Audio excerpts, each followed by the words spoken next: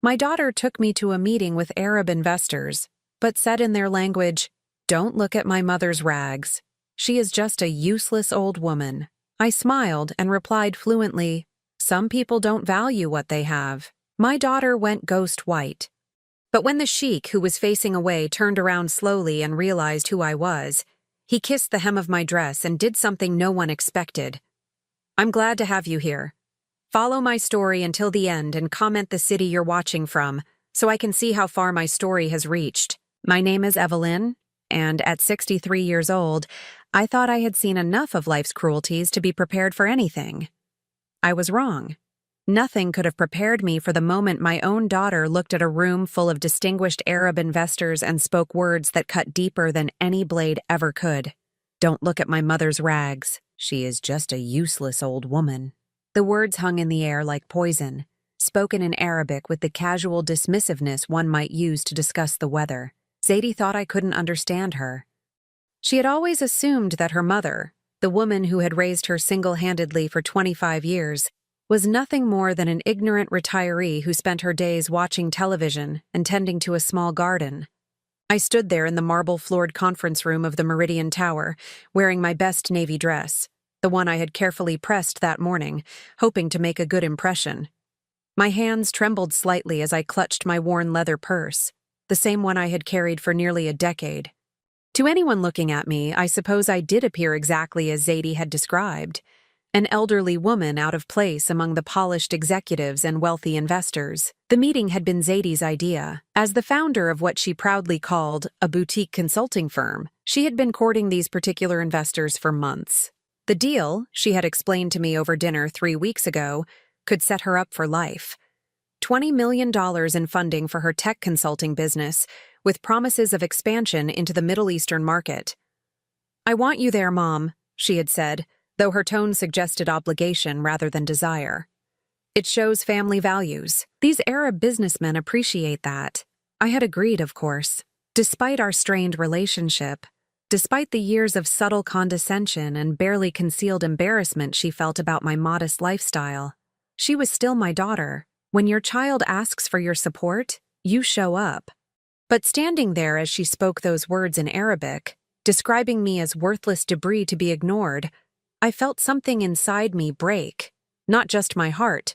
That had been broken and mended so many times over the years. This was something deeper. The final thread of hope that perhaps, someday, Zadie might see me as more than just a burden. The lead investor, a man Zadie had introduced as Sheikh Hassan al-Rashid, stood with his back to us, gazing out the floor-to-ceiling windows at the city skyline. He was younger than I had expected, perhaps in his early 40s, with the bearing of someone accustomed to command. 2 other men flanked him, their expensive suits and careful postures marking them as his advisors or associates. Zadie continued her presentation, her voice bright with false confidence. "As you can see from our projections, we're positioned to dominate the emerging markets you're interested in. Our algorithms can process data streams in real time, providing insights that traditional firms simply cannot match." She gestured enthusiastically at the charts displayed on the wall-mounted screen, numbers and graphs that I knew she had worked on for weeks. My daughter was brilliant. I had always known that.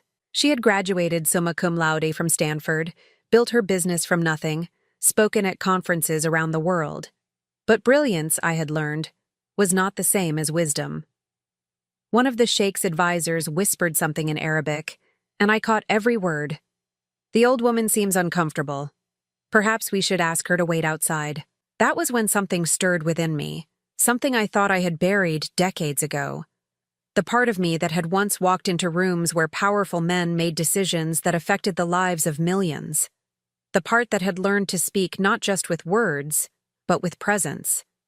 I stepped forward, my voice clear and steady as I replied in fluent Arabic, "Some people don't value what they have." The effect was immediate and electric. Zadie's face went completely white, her mouth falling open in shock. The advisors straightened, surprise flickering across their carefully controlled expressions, but it was Sheikh Hassan's reaction that made my heart pound.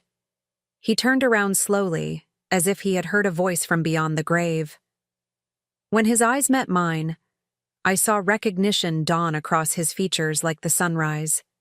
His face transformed from polite business interest to something approaching awe. "It cannot be," he whispered, also in Arabic, his voice barely audible.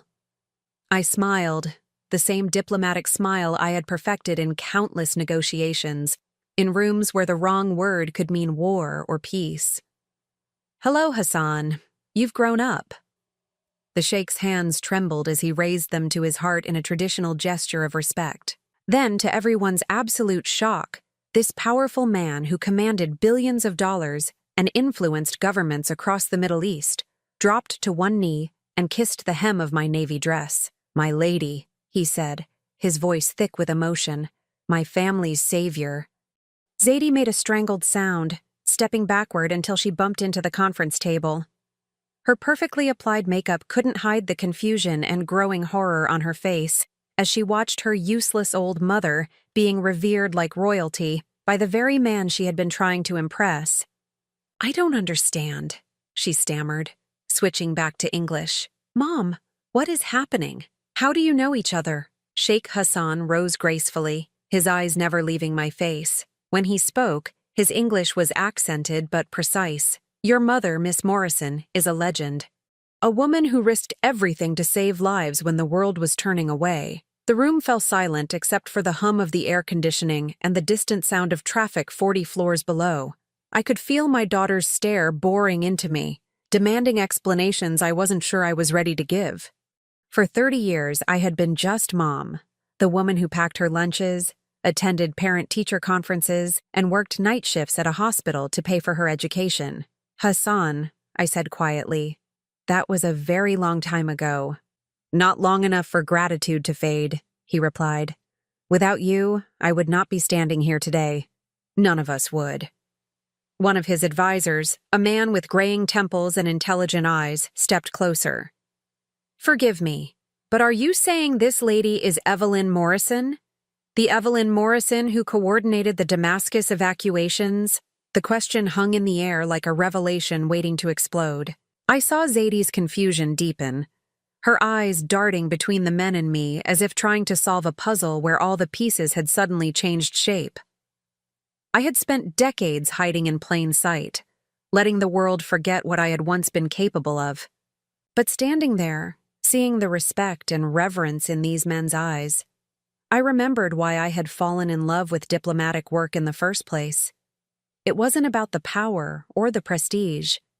It was about the moments when you could change someone's life with the right words, the right connection, the right amount of courage. "Yes," I said simply.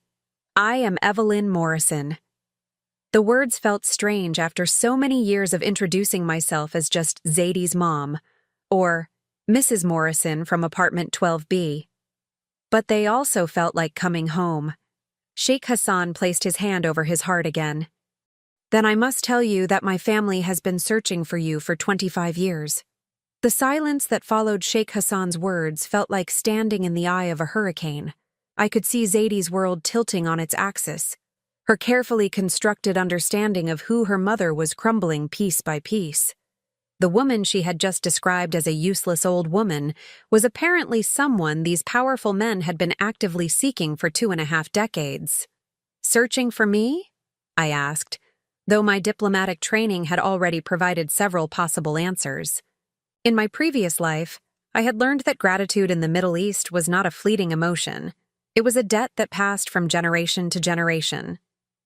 Sheikh Hassan gestured to his advisors, and I noticed how they immediately stepped back, giving him space to speak privately. Even in this moment of personal revelation, the man commanded absolute respect.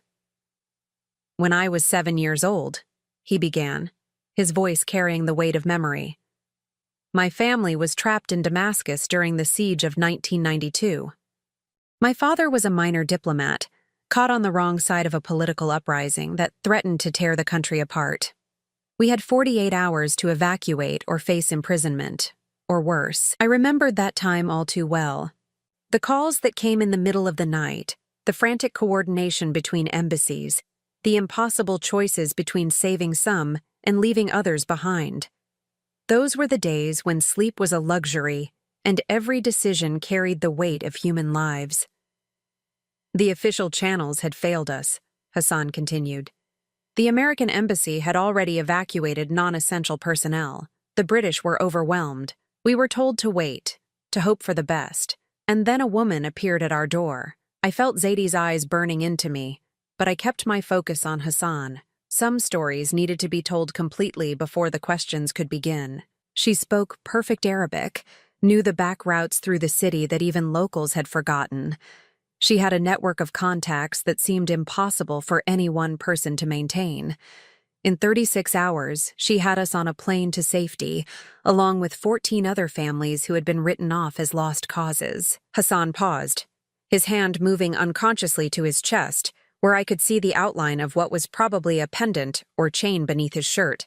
My father spent the rest of his life trying to find this woman. He knew only her first name, Evelyn. No last name, no official title, no government agency to contact.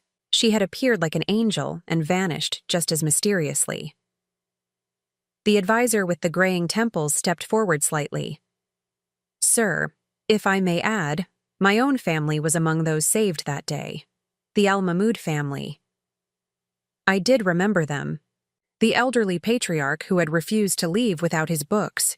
The pregnant daughter-in-law who went into labor during the evacuation. We had delivered that baby in the back of a relief truck while shells exploded 3 blocks away. Ahmad al-Mahmoud, I said quietly, and watched the man's eyes widen with shock. You remember my father's name, he whispered. Of course I remembered. You don't forget the names of people whose lives hang in the balance of your decisions. Even 30 years later, I could still recall the weight of that newborn baby in my arms, the relief on his grandmother's face when we reached the safe zone. Zaidie finally found her voice, though it came out as barely more than a croak. Mom, I don't understand any of this. You worked at Memorial Hospital. You were a nurse. You told me you were just a nurse. I turned to look at my daughter, seeing her properly for perhaps the first time in years. Not as the successful businesswoman she had become, not as the child I had raised, but as someone trying to reconcile 2 completely different versions of reality. I was a nurse, I said gently. That part was true, but it wasn't the only truth. Sheikh Hassan moved closer, his voice dropping to a more private tone. Miss Morrison, may I ask why you disappeared? After the evacuations, after saving so many families, you vanished from the diplomatic world entirely. We heard rumors that you had died, that you had been reassigned, that you had been recruited by intelligence agencies, but no one knew for certain. The real answer was both simpler and more complicated than any of those rumors. I had disappeared because I fell in love, because I got pregnant, because I chose to build a life instead of saving lives, at least in the way I had been trained to do. I got married, I said simply. Had a baby.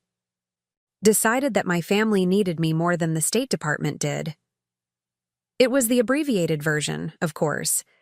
I didn't mention how my husband David had grown increasingly uncomfortable with my long absences, the phone calls at all hours, the way I would disappear for weeks at a time on consulting assignments that I couldn't discuss. I didn't mention the ultimatum he had given me when Zaidie was 2 years old. Choose your career or choose your family. I had chosen my family. And when David died in a car accident 8 years later, leaving me to raise Zaidie alone, I had never looked back. The State Department had offered me positions, consulting work, chances to return to the world I had loved. But Zaidie needed stability, needed a mother who would be present for parent-teacher conferences and soccer games and teenage heartbreaks. So I became a hospital nurse, working night shifts so I could be available during the day. I buried my languages, my contacts, my years of experience in international relations. I became exactly what Zaidie had always known me to be. Just mom. You gave up everything, Ahmad al-Mahmoud said, and I could hear the awe in his voice. A career that could have changed the world. Before I could respond, the conference room door opened and 3 more men entered. I recognized the type immediately, the bearing of military training softened by years in business, the careful way they scanned the room before focusing on the key players. Sheikh Hassan straightened, and I caught the subtle shift in his demeanor from personal to professional. "Gentlemen, perfect timing. I would like you to meet someone very special." The newcomers approached, and I felt that familiar tingle of recognition that came from years of reading people, understanding power dynamics, anticipating how conversations would unfold. These weren't just more investors. These men carried themselves with the authority of people who made decisions that affected nations. "This is Evelyn Morrison," Hassan said, his voice carrying a reverence that made Zaidi flinch visibly. "The woman who saved my family 30 years ago. The woman who saved many of our families."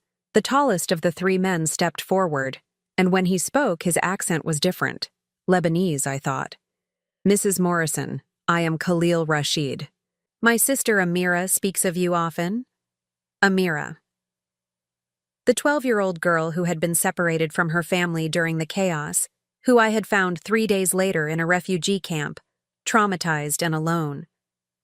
I had spent 2 weeks with her family, helping them process immigration papers, teaching Amira English phrases that would help her communicate with aid workers. "How is Amira?" I asked, and saw tears form in his eyes. "She is Dr. Amira Rashid now, chief of pediatric surgery at American University of Beirut. She named her daughter Evelyn." The room seemed to spin slightly. In all my years of quiet retirement, I had wondered about the families I had helped, the children who had grown up far from the chaos we had pulled them from. But I had never imagined that my name had been passed down, that these brief intersections in our lives had meant so much to them. Zaidi made a small sound, something between a gasp and a sob. When I looked at her, I saw that her carefully applied mascara was starting to smudge. "How many?" she asked, her voice barely audible. "How many families?" Sheikh Hassan exchanged a glance with his colleagues. "In Damascus alone, 47 families, 312 people." But Damascus was not the only operation. The room fell silent again, but this time it felt different. Not the silence of shock, but the silence of reverence. I found myself remembering other cities, other crises, other faces. Sarajevo in 1994, Rwanda later that same year.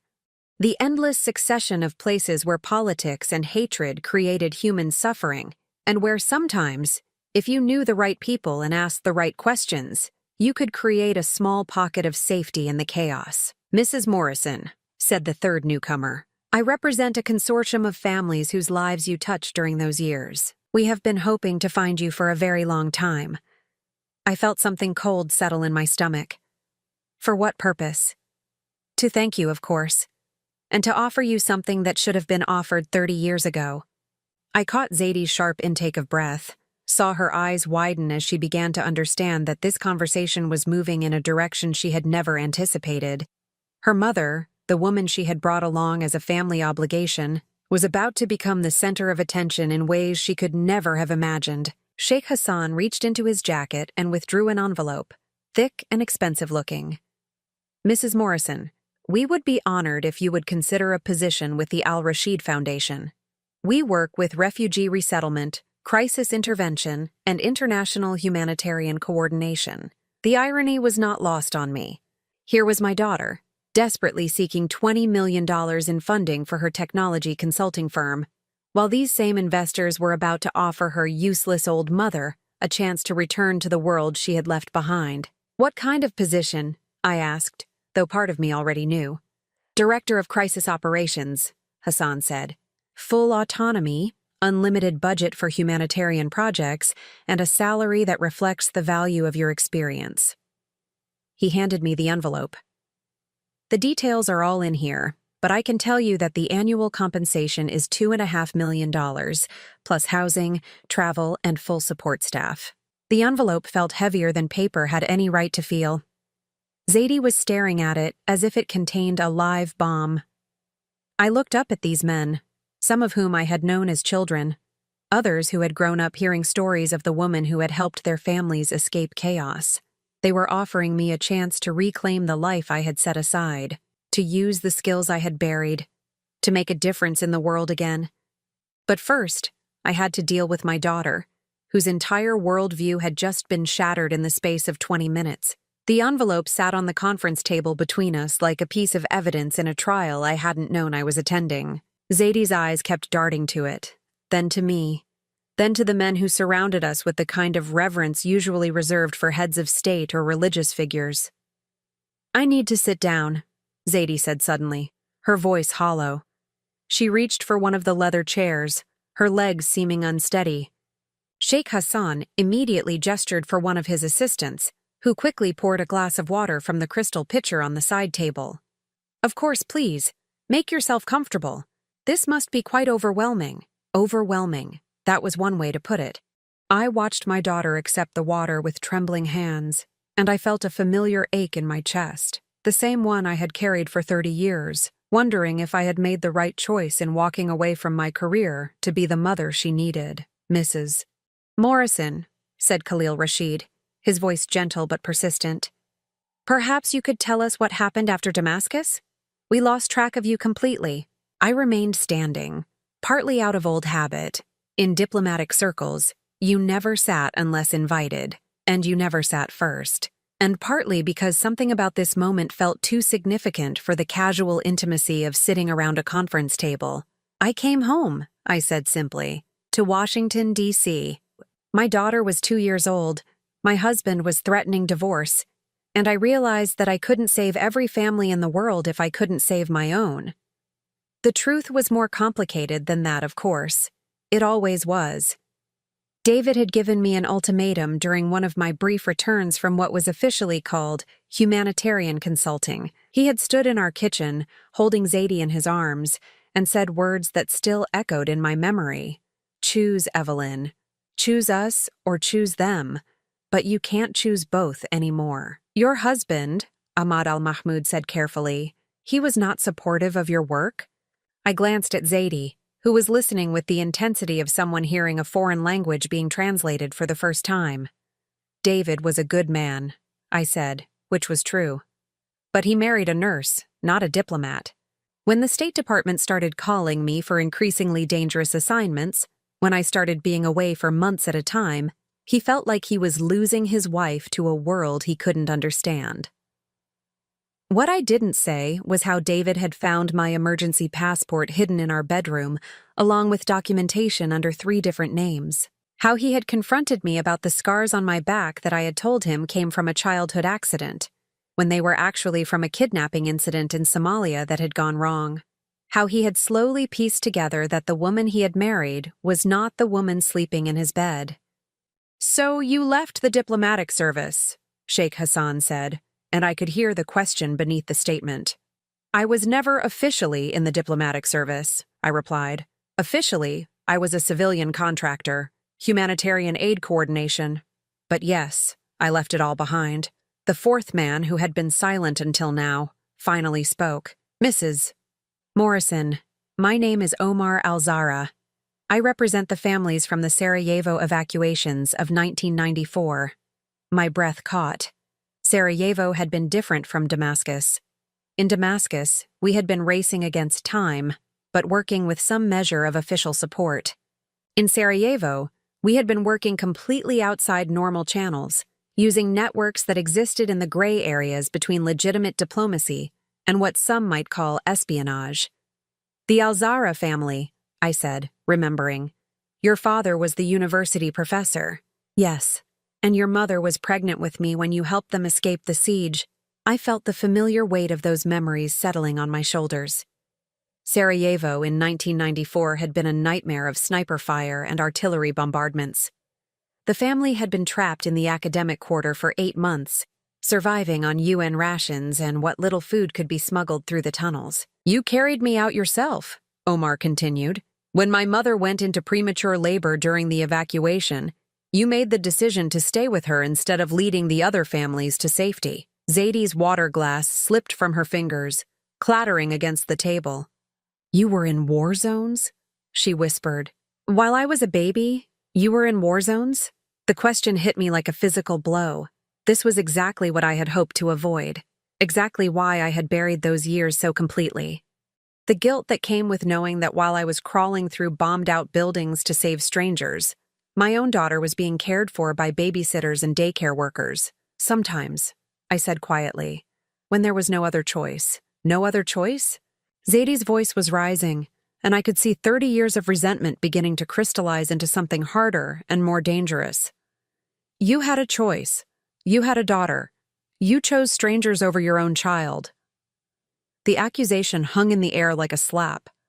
Around us, the Middle Eastern businessmen shifted uncomfortably, clearly recognizing that they had stumbled into a family drama that went far deeper than they had anticipated. Sheikh Hassan cleared his throat delicately.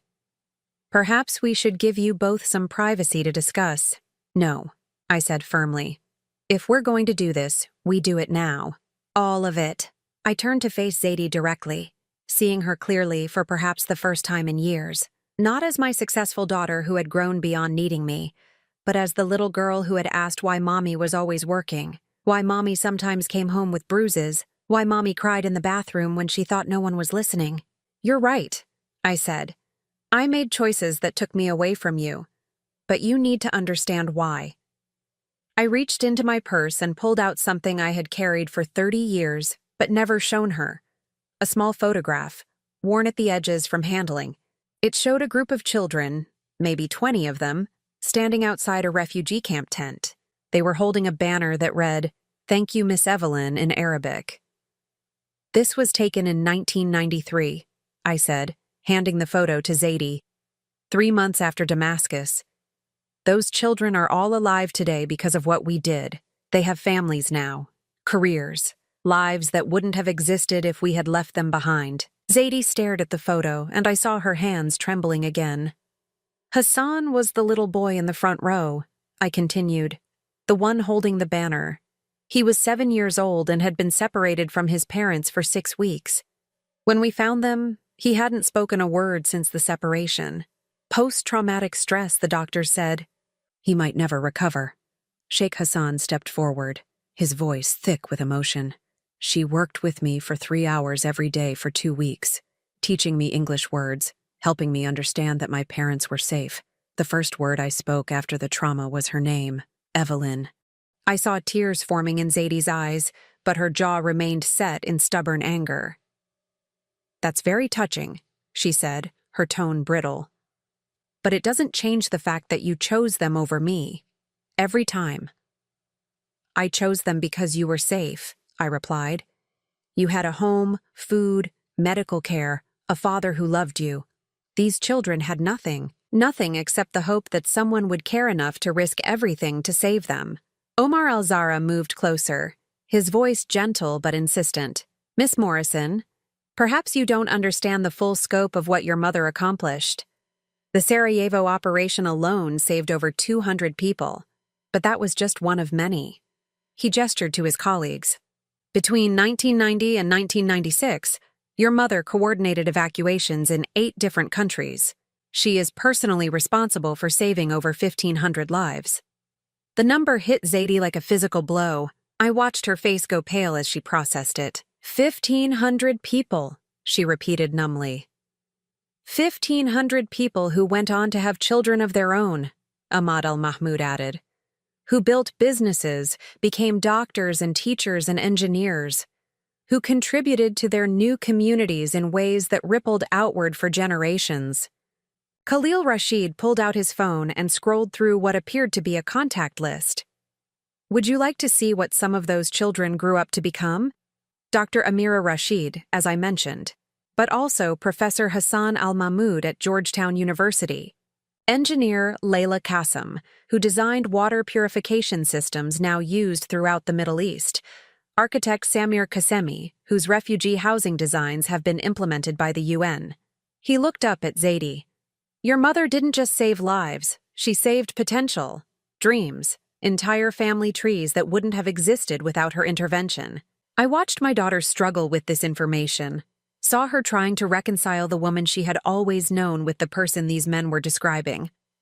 The mother who had worked night shifts at the hospital to pay for her private school education was also someone who had been trusted with international crisis operations that most people would never even know had happened. Why didn't you tell me? Zadie asked finally, her voice breaking. Why let me think you were just ordinary? The question I had been dreading for 30 years. The one I had hoped she would never ask. Because I wasn't sure I had a good answer. Because I wanted you to be proud of me for being your mother, I said simply. Not for being someone who had done extraordinary things before you were born. I wanted you to love me for who I was with you, not for who I had been without you. Sheikh Hassan stepped forward, his expression serious. Mrs. Morrison, there is something else you should know.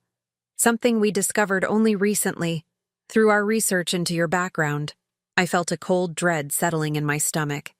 There were parts of my past that I had hoped would stay buried forever. The State Department files from your final assignment, Hassan continued carefully. They were declassified last year under the 30-year rule. We learned that your decision to leave diplomatic work was not entirely voluntary. Zadie's head snapped up, her tear-streaked face suddenly alert. What does that mean? Hassan looked at me, clearly asking permission to continue. I nodded slowly, knowing that this conversation had already gone too far to stop now. Your mother's final assignment was Somalia in 1996, he said. She was captured by militants while trying to evacuate a group of aid workers, held for 17 days, tortured. The word hung in the air like a bomb waiting to explode. When she was finally rescued, Hassan continued, the State Department offered her full medical support, psychological counseling, and a promotion to Deputy Director of Crisis Operations. She turned it all down, disappeared from their records completely. I felt Zadie's stare burning into me, but I couldn't meet her eyes. Those 17 days in Somalia were a chapter of my life I had never told anyone about, not even David. You were tortured, Zadie whispered. And then you came home and made me breakfast and helped me with my homework. You were 3 years old, I said, my voice barely audible. You didn't need to know that monsters existed. The conference room fell silent except for the sound of Zadie's quiet sobbing. 30 years of resentment and misunderstanding were crumbling around us, leaving behind something raw and painful, but perhaps, finally, honest. Oh God, Zadie said through her tears. What kind of daughter have I been? The silence that followed Zadie's question felt like stepping into a cathedral, heavy with the weight of confession and forgiveness. I watched my daughter crumble in her chair, her polished professional facade completely destroyed by the revelation of who her mother really was, or rather, who her mother had been. What kind of daughter have I been? She repeated, her voice barely a whisper. I called you useless, in front of these men whose families you saved. I was ashamed of you. I moved toward her instinctively, the way I had when she was small and needed comfort after a nightmare or a scraped knee. But she held up a hand, stopping me. No, she said firmly, wiping at her tears with the back of her hand. Don't you dare comfort me right now. I don't deserve it. Sheikh Hassan cleared his throat gently. Perhaps we should postpone our discussion. No, Zadie said, straightening in her chair with what I recognized as the stubborn determination she had inherited from me. I need to hear all of it. Everything. She looked at the men surrounding us, these powerful businessmen who had dropped everything to honor a woman they saw as a hero. Tell me about Somalia. Tell me what my mother went through while I was playing with dolls and complaining that she worked too much. Omar Al-Zahra glanced at me uncertainly. Mrs. Morrison, this is very personal information. Tell her, I said quietly. If we were finally having this conversation, it needed to be complete. No more secrets, no more protection from ugly truths. Zadie was 38 years old. She could handle knowing who her mother really was. Omar nodded solemnly. The operation in Somalia was supposed to be a simple evacuation. A group of Doctors Without Borders workers had been caught in crossfire between government forces and rebels. Your mother was sent in with a small team to extract them safely. He paused, choosing his words carefully. But intelligence was wrong. The rebels were not interested in ransom or negotiation. They were making a statement about Western interference in African conflicts. The medical team and your mother's extraction team were captured on the second day. I felt the familiar tightness in my chest that came whenever these memories surfaced. Even 30 years later, even with decades of therapy and meditation and determined forgetting, Somalia remained the darkest chapter of my life. The official reports were heavily redacted, Ahmad Al-Mahmoud continued. But through our family connections, Some of us have relatives in intelligence services. We learned more details. Mrs. Morrison was tortured for information about American operations in the region. When she refused to provide any intelligence, they tortured her to break her spirit, to prove that American operatives were not as strong as they pretended to be. Zadie's face was completely white now. How long? 17 days, I answered before anyone else could. 17 days and 16 nights. And you never told me. Never told anyone. What would have been the point? I asked, genuinely curious about her answer. What would telling you have accomplished except to give you nightmares about things you couldn't change or control? Khalil Rashid leaned forward, his expression grave. Mrs. Morrison, there is something else about Somalia that you may not know. Something we discovered through our investigation. I felt my stomach drop. There were things about Somalia that I had never told anyone, things that the State Department had classified so deeply that even I wasn't supposed to know all the details. The medical team you were trying to extract, Khalil continued carefully. They included my cousin, Dr. Fatima Rashid. She was working with Doctors Without Borders, providing surgical care to civilians caught in the conflict. The name hit me like a physical blow. Fatima. The young surgeon who had been working 18-hour days in conditions that would have challenged doctors in fully equipped hospitals. I remembered her clearly. Brilliant, dedicated, refusing to abandon her patients even when the situation became obviously dangerous. Fatima didn't survive, I said quietly, the words tasting like ash in my mouth. No, Khalil agreed. She was executed on the 14th day of your captivity, shot in the head while you were forced to watch. Zadie made a choking sound.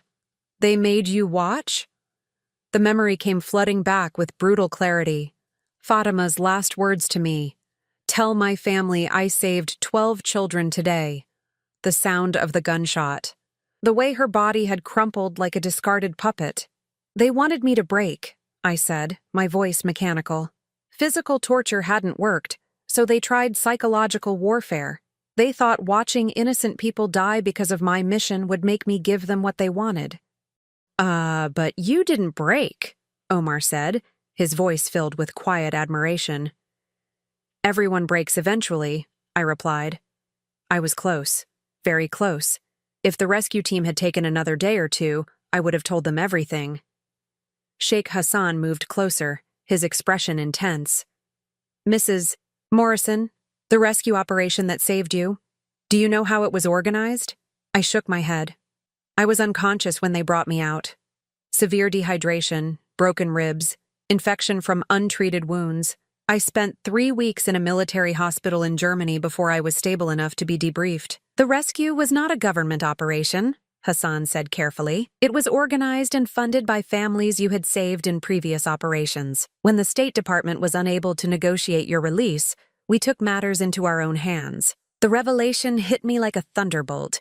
You paid for mercenaries? We paid for the best extraction team money could buy. Ahmad al-Mahmoud corrected. $2.7 million, pooled together from 43 families whose lives you had saved. We were not going to let you die in that hellhole after everything you had done for us. I felt my legs go weak and had to sit down heavily in one of the conference chairs. All these years I had believed that my rescue had been a routine military operation. I had never known that the families I had helped had literally bought my freedom. Zadie was staring at all of us with an expression I couldn't read. You organized a private military operation to save my mother? Of course, Sheikh Hassan said, as if it were the most natural thing in the world. She had risked her life for our families. How could we do any less for her? And after all that, Zadie said, her voice hollow, she came home and became a night shift nurse so she could take care of me during the day. The words hung in the air like an accusation, but not against me, against herself. Your mother never told you about her injuries from Somalia, did she? Omar asked gently. Zadie shook her head, looking at me with new eyes. Permanent nerve damage in her left hand, Omar continued. 3 vertebrae in her lower back that were fractured and never properly healed. chronic pain that she managed with physical therapy and meditation because she refused to take strong painkillers while she was raising you. I saw Zadie's face crumple as she remembered all the times she had seen me rubbing my back or flexing my fingers, dismissing it as normal aging. "The scars on your arms," she whispered. "The ones you said were from accidents when you were young." "Cigarette burns," I said simply. "They wanted to know about American safe houses in Mogadishu." Zadie doubled over as if she had been punched in the stomach. "And I complained about you working too much. I resented you for not being at every school play and soccer game. I was embarrassed by your car, your clothes, the apartment we lived in after Dad died." She looked up at me with tears streaming down her face. "You could have had money, status, important work. You could have been somebody." "I was somebody," I said firmly. "I was your mother. That was more important to me than anything else I had ever done or could ever do." Sheikh Hassan stepped forward with the envelope he had offered earlier. "Mrs. Morrison, perhaps now you understand why this offer is so important to us. We are not just offering you a job. We are offering you a chance to reclaim the life you sacrificed for your family." I looked at the envelope, then at Zadie, who was watching me with an expression I couldn't quite read. "The position comes with full autonomy," Hassan continued. "You would report directly to our board of directors, which consists entirely of people whose families you saved. Your decisions would be final. Your budget would be unlimited. You would have the resources to do the kind of humanitarian work that governments are often too slow or too political to handle." Ahmad al-Mahmoud added, "We have already identified 17 current crisis situations where your expertise could save lives immediately. Syrian refugees in Turkey, Rohingya Muslims in Bangladesh, political dissidents in Myanmar. The work you did 30 years ago is needed now more than ever." I felt something stirring inside me that I hadn't experienced in decades. The old fire, the sense of purpose that had driven me through war zones and political minefields, the feeling of being exactly where I was meant to be, doing exactly what I was born to do. But I also felt the weight of Zadie's stare, the 38 years of our complicated relationship, the knowledge that accepting this offer would mean admitting that she had been right about one thing. I had always belonged to a larger world than just the two of us. "What about your consulting business?" I asked her, nodding toward the presentations that were still displayed on the wall screen. "This meeting was supposed to be about your funding." Zadie let out a laugh that was half sob, half hysteria. "My business? My brilliant technological solutions for emerging markets?" She gestured at the men around us. "These men just offered my mother more money in a year than I make in 5. They came here to invest $20 million in a tech startup, and instead, they found a legend they've been searching for since I was 13 years old." She stood up abruptly, swaying slightly. "Do you know what the worst part is? I brought you here as window dressing. Family values," I said. "Show them we're respectable people with strong family connections." She laughed again, the sound bitter and raw. "I dragged you to this meeting as a prop, and it turns out you're the most important person in the room." Sheikh Hassan looked uncomfortable. "Miss Morrison, perhaps we should discuss—" "No," Zadie said sharply. "There's nothing to discuss. My business was built on algorithms and market analysis. But my mother built her career on saving actual human lives. There's no comparison." She picked up her purse and coat from the chair where she had left them. "Take the job, Mom. Take all of it. The money, the position, the chance to go back to being who you really are." She paused at the door, turning back to look at me one last time. "I'm sorry I never saw you. I'm sorry I was ashamed of you, and I'm sorry it took strangers to show me what an incredible woman my mother is." Then she was gone, leaving me alone with 4 of the most powerful men in the Middle East and an envelope that contained the chance to reclaim everything I had given up 30 years ago. The silence that followed Zadie's departure felt like the aftermath of an explosion. I stood frozen in the center of the conference room, the envelope still in my hands, while 4 of the most influential men in the Middle East waited for me to speak. Through the floor-to-ceiling windows, I could see the city sprawling below us, Millions of people going about their ordinary lives while my world had just been turned completely upside down. Perhaps we should give you some time to process, Sheikh Hassan said gently, but I could see the concern in his eyes. He had come here expecting to make a generous offer to a woman he revered. Instead, he had inadvertently destroyed the relationship between a mother and daughter. No, I said, my voice sounding steadier than I felt. I think I've had enough time. 30 years, in fact. I opened the envelope and pulled out the documents inside. The offer was even more comprehensive than Hassan had indicated. Not just a salary of $2.5 million annually, but housing allowances, travel budgets, security details, full medical coverage, and a discretionary fund for emergency operations that had no upper limit. More importantly, the organizational structure they had created was exactly what I had always dreamed of during my State Department years. No bureaucratic red tape, no political considerations, no committees that could override field decisions. Just the resources to identify crises and respond immediately, with the full backing of some of the wealthiest families in the world. The Al-Rashid Foundation, I read aloud from the letterhead. Named for my family, but funded by all of us, Hassan explained.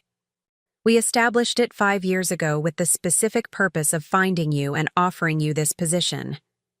When that proved impossible, we began doing the work ourselves, always hoping that someday we could convince you to lead it properly.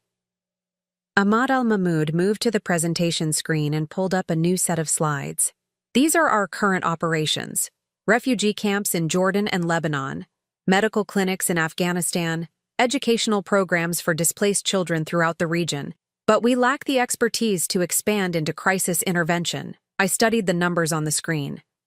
They had built something impressive, but I could see immediately where their limitations lay. They were excellent at providing aid after disasters had already occurred, but they had no capacity for the kind of preventive diplomacy that could stop crises before they became catastrophes. How many staff members do you currently employ? I asked, falling automatically into the analytical mindset that had once been second nature. 347 full-time employees across 12 countries, Khalil Rashid answered, plus approximately 800 contractors and local partners. Operational budget? $120 million annually. But as you can see from the offer letter, we are prepared to increase that significantly if you accept the position. I felt the familiar thrill that came with contemplating a complex logistical challenge. This wasn't just a job offer. It was a chance to build the kind of humanitarian operation that could actually make a difference on a global scale. But even as my mind began racing with possibilities, I couldn't stop thinking about Zaidi walking out that door, the way her shoulders had slumped in defeat, the realization that her entire understanding of our relationship had been based on incomplete information. What about my daughter? I asked suddenly, the words escaping before I could stop them. Omar Al-Zahra looked confused. I'm sorry? Zaidi, her business. She came here seeking funding, and instead she discovered that her mother is apparently more interesting to you than she is. What happens to her now? The men exchanged glances, and I could see that they had been so focused on their own reunion with their long-lost savior that they hadn't fully considered the collateral damage. Mrs. Morrison, Hassan said carefully, we would be happy to discuss investment opportunities with your daughter as well, but her technology consulting firm isn't really what you're interested in investing in, I finished for him. You came here for oil and gas infrastructure, defense contracts, regional development projects. Zaidi's company is too small, too specialized, too American for your needs. The uncomfortable silence that followed confirmed what I already knew. Zaidi had been chasing an impossible dream, trying to break into markets that were already dominated by established players with connections she couldn't match. However, Khalil added slowly, if she were interested in redirecting her technological expertise toward humanitarian applications, I felt a spark of hope. What do you mean? Crisis communication systems, refugee tracking databases, resource allocation algorithms. The kind of technological infrastructure that could revolutionize how humanitarian aid is delivered. He gestured toward the presentation screen. Your daughter's background in data analysis and emerging market technologies could be exactly what we need to modernize our operations. Ahmad al-Mahmoud nodded enthusiastically. We have been struggling with information management. When a crisis breaks, we often lose valuable time trying to coordinate between different agencies and governments. A comprehensive technological solution could save hundreds of lives in the first 48 hours alone. I looked at the documents in my hands, then at the men who had spent 5 years and considerable resources trying to find me. They were offering me everything I had ever wanted professionally. But they were also offering something I hadn't dared to hope for, a way to bring Zadie into this world with me, as an equal partner, rather than the daughter who had always felt secondary to my larger mission. I need to talk to her first, I said finally. Before I can accept this offer, I need to make sure that my daughter and I understand each other. Hassan nodded immediately. Of course, family comes first. We learned that lesson from you 30 years ago. I gathered my purse and coat, the envelope tucked safely inside. Give me 24 hours. I'll have an answer for you tomorrow. As I headed for the door, Omar called after me. Mrs. Morrison, your daughter was wrong about one thing. I turned back. What's that? She said she brought you here as window dressing, but we came to this meeting because we heard that Zadie Morrison was the daughter of someone named Evelyn. We have been tracking your family for years, hoping for exactly this opportunity. The revelation stopped me cold. You mean, your daughter didn't choose us as investors, Hassan said with a slight smile. We chose her because she was yours. The elevator ride down to the parking garage felt endless.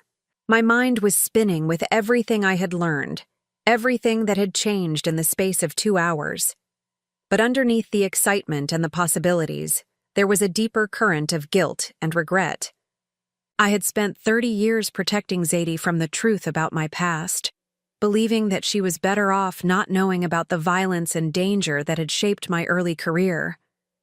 But in protecting her from those truths, I had also denied her the chance to understand why I had made the choices I made, why I worked nights so I could be available during her school days, why I lived modestly despite having connections that could have opened doors to wealth and influence, why I sometimes disappeared into myself, lost in memories she couldn't share. My phone buzzed with a text message as I reached my car. It was from Zadie. I'm sorry, Mom. For everything. You deserved better from me. I stared at the message for a long time before typing back. You deserved better from me, too. Can we talk? Her response came immediately. I'm at home. Please come over. The drive to Zadie's apartment in the Marina District took 45 minutes in afternoon traffic, giving me time to think about what I wanted to say. How do you explain 30 years of choices to someone who has just learned that everything they believed about your relationship was incomplete? Zadie's building was one of those converted warehouses that had been turned into expensive lofts for young professionals. I had always felt slightly out of place there, surrounded by exposed brick and industrial fixtures that cost more than most people's annual salaries.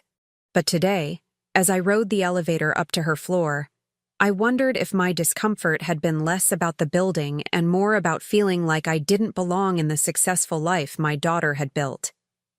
She opened the door before I could knock, her eyes red from crying but her expression determined. I've been thinking, she said without preamble, about everything those men said, about what you sacrificed to raise me, about how selfish I've been. I followed her into the living room, noting the expensive furniture, the original artwork, the floor-to-ceiling windows with their view of the bay. This was the life I had wanted for her. Safe, comfortable, successful. But looking at it now, I wondered if it had also been lonely. You weren't selfish, I said, settling onto her white leather couch. You were just working with incomplete information. Zadie sat across from me, her hands folded tightly in her lap. Why didn't you tell me? About Somalia, about the torture, about the families you saved. Did you think I couldn't handle it? The question I had been dreading and expecting in equal measure. I thought you deserved to have a normal childhood, I said slowly. To believe that the world was basically safe, that monsters only existed in fairy tales, that your mother was just an ordinary woman who loved you more than anything else in the world. But I didn't believe the world was safe, Zadie said, her voice breaking slightly. "I believed that you didn't love me enough to prioritize me. I thought you worked nights because you were avoiding me. That you lived modestly because you didn't care enough to try for something better." The words hit me like physical blows.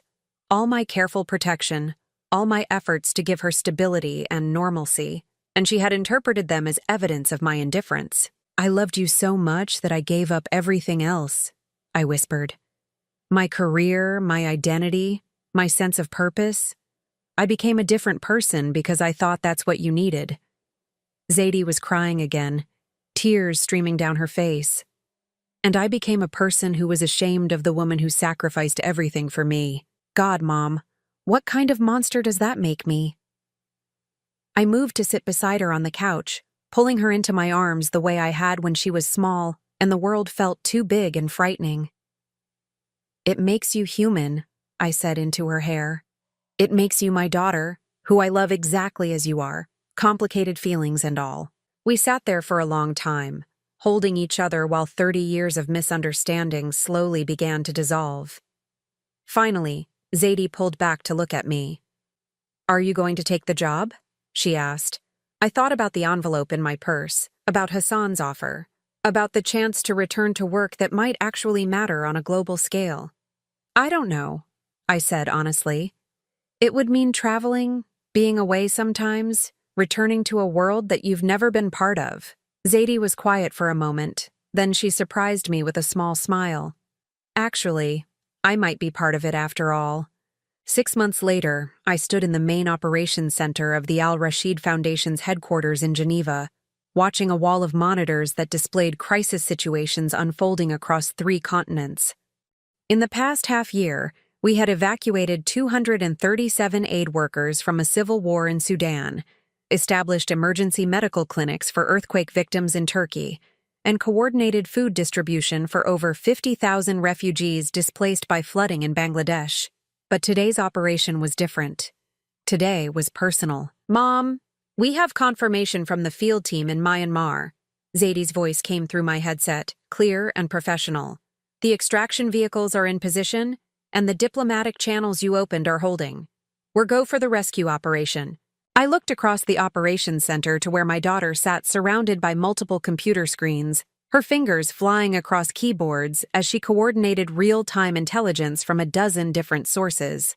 In 6 months, she had transformed from a struggling technology consultant into one of the most effective crisis communication specialists I had ever worked with. "Copy that," I replied into my headset. "Tell the field team they are cleared to proceed." "And Zadie?" "Yes, excellent work." I saw her smile briefly before turning back to her screens.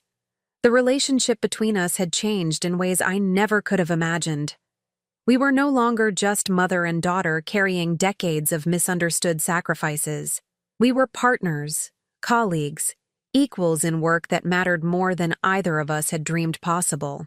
The Myanmar operation was our most ambitious yet, evacuating a group of political dissidents and their families who had been marked for execution by the military government. It was exactly the kind of work I had done decades ago. But now I had resources, backup, and most importantly, I had Zadie working alongside me. "Mrs. Morrison," came Ahmad al-Mahmoud's voice from the conference area where our board members were monitoring the operation. "The Lebanese government has confirmed that their airfield is ready to receive our transport planes. Your diplomatic contacts came through perfectly." I nodded, watching the Myanmar situation unfold on the main screen. 3 years ago, these dissidents would have been abandoned by official channels, left to face imprisonment or death, because their rescue would have been too politically sensitive for government agencies. But the Al Rashid Foundation operated outside those constraints. We could take risks that diplomats couldn't, move faster than bureaucracies allowed, and save lives that would otherwise be lost to political calculations. "Transport 1 is airborne," Zadie announced. 18 passengers safely aboard, including 7 children. ETA to Beirut is 4 hours and 23 minutes. A cheer went up from the operations team, but I felt the familiar mixture of relief and exhaustion that came with successful extractions. Another group of families would live to see tomorrow because we had been willing to act when others hesitated. My phone buzzed with a text message from Sheikh Hassan, who was traveling in Qatar, watching the Myanmar operation from Doha. Magnificent work, as always. Your parents would be proud. I smiled at the reference. Hassan had taken to describing all the people we saved as my parents. A reminder that every life we rescued was someone's child, someone's parent, someone who mattered to others the way his family had mattered to him when I pulled them out of Damascus 30 years ago. Mom? Zadie's voice came through the headset again, but this time there was something different in her tone. Can you come over here for a minute? I walked over to her workstation, noting the slight frown of concentration on her face as she studied one of her monitors. What is it? I've been analyzing the intelligence patterns from our recent operations, she said, gesturing at a complex data visualization on her screen. Somalia, Myanmar, Sudan, the earthquake response in Turkey. There's something connecting them that I don't think is coincidental. I leaned closer, studying the web of connections she had mapped out. What kind of connections? Information sources. The intelligence that led us to these crises didn't come through official channels. Someone has been feeding us information about situations that needed our intervention. Someone with access to high-level intelligence from multiple governments. A cold feeling settled in my stomach. Show me. Zadie pulled up a series of communications logs, highlighting specific data points. Look at the timing. In each case, we received actionable intelligence 24 to 48 hours before any government agency became aware of the situation. That's not possible unless someone with extraordinary access was deliberately guiding our operations. I stared at the patterns on the screen, recognizing something that I hoped I was wrong about. Have you identified the source? Not directly, but I can tell you that the information is coming through at least 6 different cover channels, all of them sophisticated enough to suggest intelligence service backing. My phone rang suddenly, an unknown number with a country code I recognized. Somalia. Evelyn Morrison, I answered, my voice carefully neutral. Hello, Evelyn. It's been a long time. The voice sent ice through my veins. Colonel Marcus Webb, my former handler at the State Department. The man who had recruited me for the Somalia mission. The man whose poor intelligence had gotten me captured and tortured for 17 days. Marcus, I said, aware that everyone in the operations center was now watching me. What an unexpected surprise. I need to see you. There are things about your current work that you need to understand. I'm listening. Not over the phone. Can you meet me in Prague tomorrow? The Diplomat Hotel, 2 o'clock. I felt Zadie's hand on my arm, her eyes wide with concern. She couldn't hear his side of the conversation, but my body language was apparently communicating enough. Why Prague? I asked. Because it's neutral ground, and because what I have to tell you involves your foundation's operations in ways you haven't realized. The line went dead. I stood there holding my phone, feeling 30 years of carefully buried fears clawing their way back to the surface. Mom? Zadie's voice was soft but urgent. Who was that? I looked around the operations center, at the monitors showing our successful rescue operation, at the staff members who had dedicated themselves to our humanitarian mission, at the daughter who had found her purpose working alongside me. Someone from my past, I said. Someone I hoped never to hear from again. 24 hours later, I sat in the ornate lobby of the Diplomat Hotel in Prague, watching tourists and business travelers move through the marble-floored space while I waited for a conversation that could change everything I thought I knew about my new life. Marcus Webb appeared precisely at 2 o'clock, looking older, but still carrying himself with the military bearing that had once made him one of the most respected intelligence officers in the State Department. His hair was completely gray now, his face lined with decades of difficult decisions, but his eyes were still sharp and calculating. Evelyn, he said, settling into the chair across from me. You look well. The humanitarian life agrees with you. Cut the pleasantries, Marcus. Why am I here? He smiled slightly, an expression I remembered from our working relationship. the smile of someone who knew more than they were revealing. Your foundation has been remarkably successful in identifying crisis situations before they become public knowledge, he said. Remarkably successful in obtaining the exact intelligence needed to mount effective rescue operations. One might almost think you had access to classified government information. I kept my expression neutral, though my heart was racing. The Al-Rashid Foundation has excellent sources. When you save lives, people remember. They share information when it might help save more lives. Indeed. And some of those people now work for intelligence services throughout the Middle East and Europe. People whose lives you saved 30 years ago, who have spent their careers in positions where they could return the favor. The implication hit me like a physical blow. You're saying our intelligence sources are former refugees you rescued, their children, their relatives? People who have built careers in government service specifically so they could support your work. Marcus leaned forward. Evelyn, you didn't just save individual lives 3 decades ago. You created a network of obligation and gratitude that spans continents. I thought about Hassan, about the other men who had found me 6 months ago, about their resources, their connections, their ability to fund operations that governments couldn't or wouldn't support. What do you want, Marcus? I want to offer you something that your foundation currently lacks: official support, legal protection, the ability to operate with full government backing when the situations call for it. He reached into his briefcase and pulled out a folder marked with classified stamps. The intelligence community has been watching your work for months. You're doing what we used to do, but better, faster, without the political constraints that hamstring official operations. And we want to offer you a partnership, not oversight, partnership. Access to official intelligence streams, diplomatic immunity for your operations, backup support when things go wrong.